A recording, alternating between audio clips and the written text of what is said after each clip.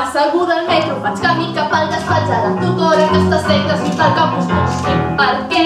Estic com un sandwich amb un paio que baveja literalment i d'un ratos que abre el meu cordó de pet.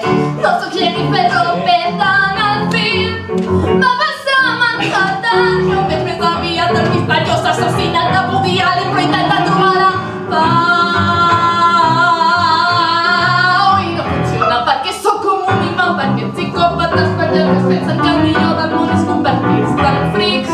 Jo sempre tinc un llibre que recull la meva testides i deixen a pacients quan he d'anar entregant-la ja.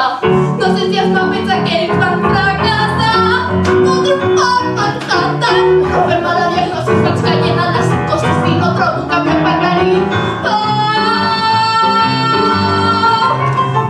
És complicat, vaig intentar provar amb el ioga, però els espantos passius pensen que un desodorant no sé. Inclús vaig anar amb un coach que senzell respirem. 1, 2, sempre mirat la respiració, somiant pel coach que hi pel tacó.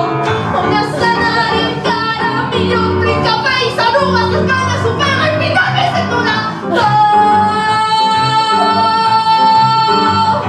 Ho sento per anar quan arribo al seu despatx, la professora em diu que aquesta tesi de Virginia Woolf no es basa en res.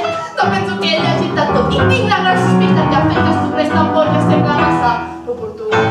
La tutora calmada me'n fa un glop al seu train Manhattan. Llavors somio que el Manhattan porta olives que ara mata les canyes com el cotxe en una festiva que el van i trobarà pau. Me'n vaig corrents a l'estació de tren encara amb tot aquest mal de cap. El tren que més m'allunyi a un lloc perdut i que ningú sap. Després de viatge 3 hores arribo a un poblet rústic de les afores.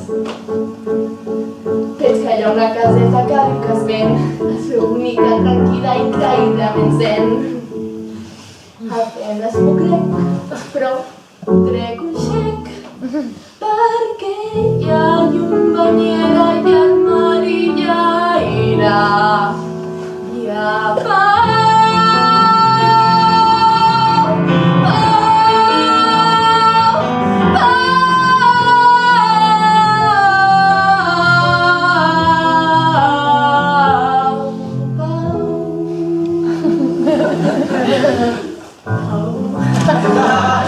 Molta pau,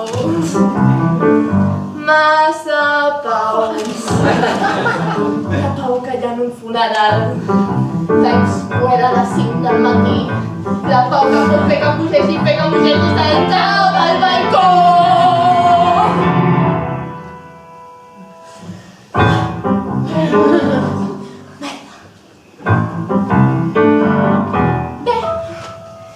Retiro el xec de compra, me'n torno en tren a casa. El metro no funciona i em pateixo la ciutat. I després d'unes millores, finalment arribo a casa. Els companys de pis fan festa i jo m'estiro sobre el llit.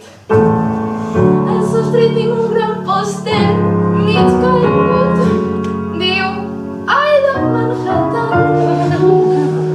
Ho llegeixo i m'enervo, però de sobte m'observo.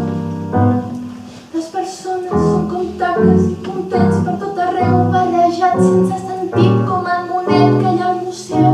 De cop, no sé per què, sento una estranya epifania. Potser en guarda amb explicar-me una bona teoria. Llavors tanco els ulls